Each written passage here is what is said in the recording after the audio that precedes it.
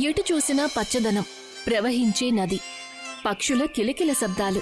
సంతోషంగా సుఖంగా జీవించే వాళ్ల ఊరు తేజ్పూర్ గ్రామం. ఆ ఊరికి సర్పంచ్ సంపత్రామ్.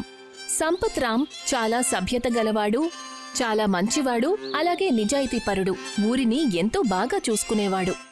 మర్రి చెట్టు కింద జరుగుతూ ఉన్న సభలో ఊరికి లభించే ఒక ప్రత్యేకమైన పురస్కారం గురించి వివరాలు చెప్తూ ఉంటారు. చాలా సంతోషకరమైన విషయం.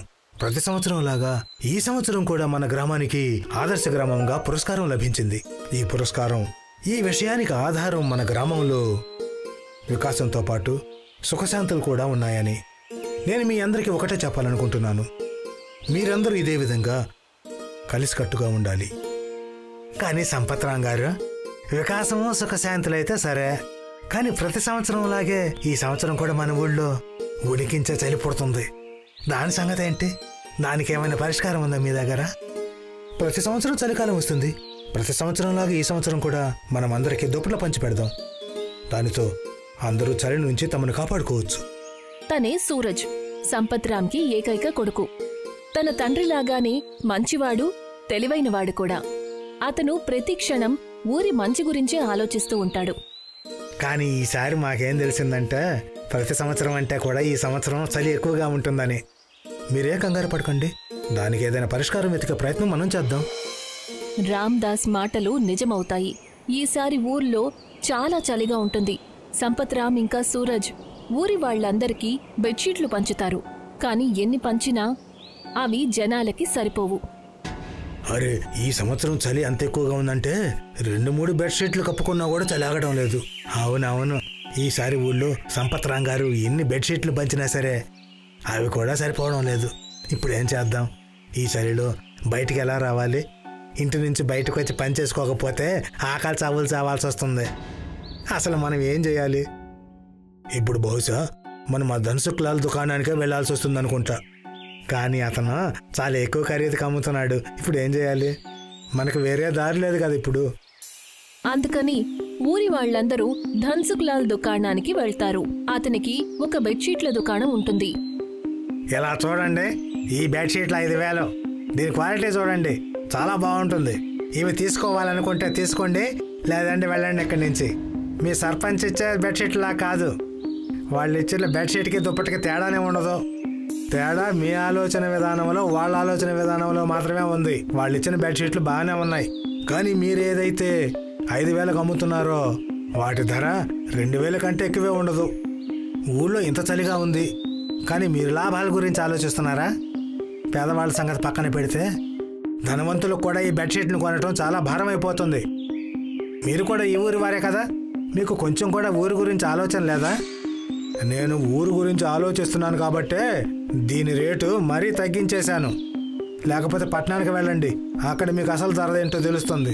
ఈ క్వాలిటీ బెడ్షీట్ అక్కడ 7-8 వేలకు తక్కువే దొరకదు. ఊరి గురించి సర్పంచ్ సంపత్రామ్ ఇంకా సూరజ్ మాత్రమే ఆలోచిస్తారు.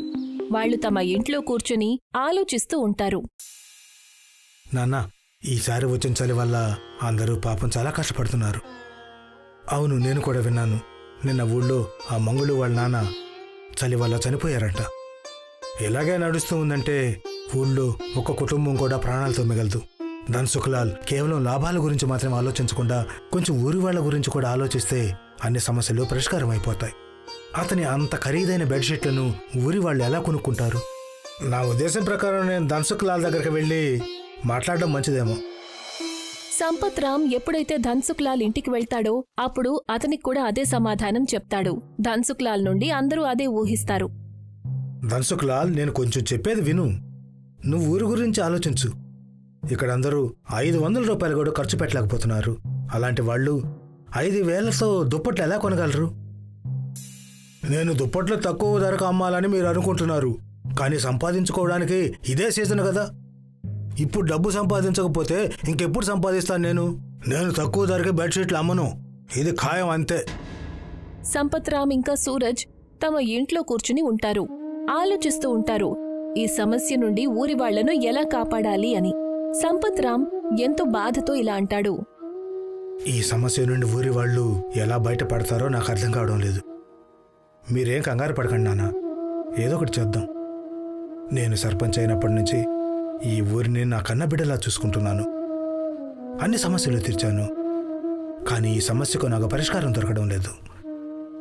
ఏం చెయ్యాలో ఏం అర్థం కావడం లేదు. తన తండ్రి పరిస్థితిని చూసి సూరజ్ కూడా చాలా దిగులు పడతాడు.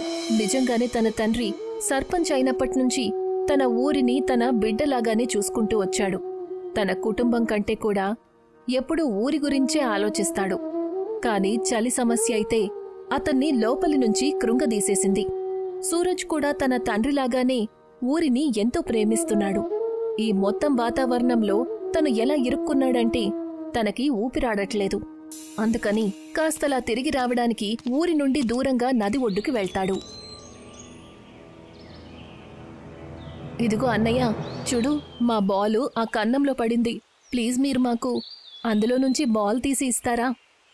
ఎక్కడ పడింది మీ బాల్? అలా చూడండి, అక్కడ ఆ పుట్టలో పడింది. మీకు ఆడుకోవడానికి ఈ చోటే దొరికిందా? మైదానానికి వెళ్ళి ఆడుకోవచ్చు కదా. ఇక్కడ పుట్ట ఉంది, అందులో ఏముందో ఎవరికి తెలుసు? పాములు తేళ్లు ఉండొచ్చు. అన్నా ప్లీజ్ బాల్ తీసివ్వండి. మేమిప్పుడే మైదానానికి వెళ్ళిపోతాము. ప్లీజ్ మా బాల్ తీసివ్వండి.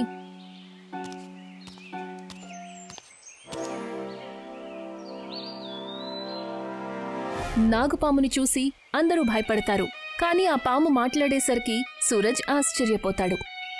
భయపడొద్దు, నాకు తెలుసు నన్ను చూసి మీరు భయపడుతున్నారని. నేను మాట్లాడే పాముని. దానిలో చెయ్యి ఎవరు పెట్టారు? సూరజ్ భయపడుతూ ఇలా అంటాడు. అది నేను నేను నేను సంతోషపడుతున్నాను. నువ్వు నాకు చాలా సాయం చేశావు. నాకొక గాయం అయింది. దానివల్ల నేను నడవలేకపోయాను, ఒక చోట ఉండలేకపోయాను. నువ్వు ముట్టుకోవడం వల్ల నా గాయం మానిపోయింది. ఇప్పుడు నాకు చాలా ప్రశాంతంగా ఉంది. నీ కారణంగా నేను ఇబ్బంది నుండి బయటపడ్డాను. చెప్పు, నేను నీకు ఏం చేయగలను? నేను చాలా సంతోషంగా ఉన్నాను మీకు ఉపయోగపడినందుకు. నాగదేవత, మీరు ఒక బాధ నుండి బయటపడ్డారు. బాధ గురించి మీకు చాలా బాగా తెలుసు. నేను కూడా ఒక బాధను అనుభవిస్తున్నాను. దానికి నాకు ఉపాయం దొరకడం లేదు. చెప్పు, నేను నిన్ను ఎటువంటి సమస్య నుండి అయినా బయటపడేయగలను. చెప్పు మరి, మీకేం కావాలి? అది మా ఊరి పేరు తేజుగాం. విషయం ఏంటంటే ఈసారి ఊళ్ళో చలి చాలా ఎక్కువగా ఉంది. దానివల్ల అందరూ చాలా ఇబ్బంది పడుతున్నారు. జనాలు చనిపోతున్నారు కూడా. మీరు మా కోసం ఏమైనా చేయగలిగితే నేను మీకు రుణపడి ఉంటాను. నేనే మీకు రుణపడి ఉన్నాను. మీ ఈ సమస్యకు నేను పరిష్కారం చూపిస్తాను. ఆ తర్వాతేముంది, ఒక్క క్షణంలో సూరజ్ ఇంకా పిల్లల ముందు ఒక పెద్ద తందూర్ ప్రత్యక్షమవుతుంది. సూరజ్ చేతిలో ఒక మాయా అగ్గిపెట్టి ప్రత్యక్షమవుతుంది. ఇది ఒక తందూర్. నీ చేతిలో ఏదైతే అగ్గిపెట్టి ఉందో దాంతోటే ఈ తందూర్ వెలుగుతుంది.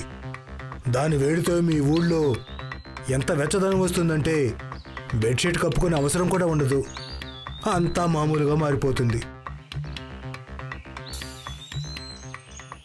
భలే, ఇంత పెద్ద తందూరా! ఇప్పుడు చాలా సరదాగా ఉంటుంది. దీనిలో ఊరంతటి కోసం చపాతీలు చేసుకోవచ్చు. తందూర్ని వెలిగించిన తర్వాత ఊరంతా ఎంత సంతోషిస్తుందంటే అసలు చలనేదే ఉండదు. ఊరి వాళ్ళందరూ సూరజ్ని ఎంతగానో మెచ్చుకుంటారు. మెచ్చుకోవాల్సిందే, ఎందుకంటే ఇవాళ తన వల్ల ఊరంతా ఎంతో సుఖంగా సంతోషంగా ఉంది. భలే సూరజ్ అన్న, ఈ తందూరుతో ఎంత వేడి విస్తరిస్తుందంటే గ్రామస్తులు ఎవరికి కూడా చలే వేయడం లేదు. ఇది చాలా అద్భుతమైంది. దీనికి ఉన్న ప్రత్యేకత ఏంటంటే ఇది సూర్య అన్నయ్య అగ్గిపెట్టే వాళ్ళు మాత్రమే వెలుగుతుంది. ఇది మాయలా ఉంది కదా. ఇది మాయే రామదాస్ అన్న. నాకెందుకు సంతోషంగా ఉందంటే మన ఊరి చలి నుండి బయటపడింది. కాని ఇదంతా చూసి ఊరి సేటు ధన్సుక్ లాల్ పూర్తిగా కుళ్ళుకుంటాడు. ఈ సూరజ్ అయితే నా వ్యాపారానికి పూర్తిగా నష్టం కలిగించాడు. నేను పట్నం నుంచి బోరెడని బెడ్షీట్లు కొనుగోలు చేశాను. ఇప్పుడు వాటన్నిటిని ఆ తందూరులో వేసి కాల్చేయాలి. ఈ తందూరు నాకు ప్రాణ సంకటంగా మారింది. నేనేదో ఒకటి చేయాల్సిందే. నేను విన్నాను, సూరజ్ దగ్గర ఏదైతే అగ్గిపెట్టుందో ఆ అగ్గిపెట్టితో మాత్రమే ఆ తందూర్ని వెలిగిస్తారట. నువ్వా మ్యాచెస్ ని దొంగిలిస్తే, దానిని నాశనం చేస్తే ఆ తర్వాత మళ్లీ అందరూ చలితో చస్తారు.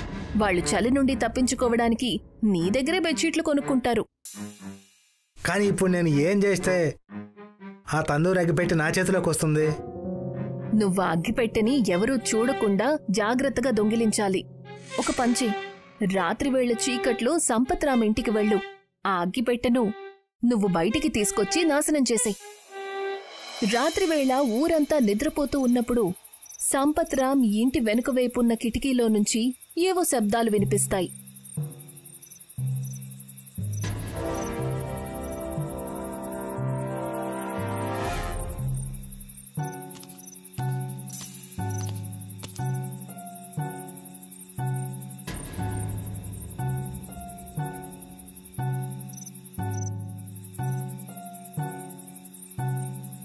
నన్ను క్షమించు, నన్ను క్షమించు.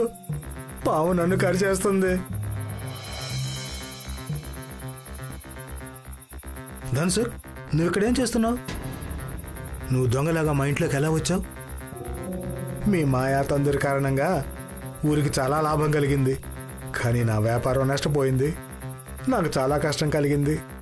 ఇలాగే జరుగుతూ ఉందంటే నేను డబ్బు ఎలా సంపాదిస్తాను? అందుకే నేను మీ తందూరి అగ్గిపెట్టెను నాశనం చేయడానికి ఎక్కడికి వచ్చాను. నేను ఎప్పుడైతే దాన్ని ముట్టుకున్నానో ఆ అగ్గిపెట్టె వెంటనే పాములాగా మారిపోయింది. కానీ ఇప్పుడు చూడు, నేల మీద పడగానే అది అగ్గిపెట్టెలాగా మారిపోయింది. నన్ను క్షమించు, నేను ఇలా ఎప్పుడూ చేయను. జరిగినదంతా చూసిన తర్వాత ఏం జరిగిందో తెలుసుకోవడానికి సూరజ్కి సంపత్రామ్కి ఏమాత్రం సమయం పట్టలేదు. మనిషి స్వార్థంతో ఎంత గుడ్డివాడైపోతాడు అంటే అది ఇవాళ నీకు అర్థమై ఉంటుంది. నువ్వు కూడా ఈ తేజ్పూర్ గ్రామానికి చెందినవాడివే. ఊరి సుఖ దుఃఖాలలో నువ్వు పాలు పంచుకోవాలి, అంతేకాని స్వార్థంతో గుడ్డివాడైపోకూడదు. నేను చేసిన తప్పుని తెలుసుకున్నాను. దయచేసి నన్ను క్షమించండి.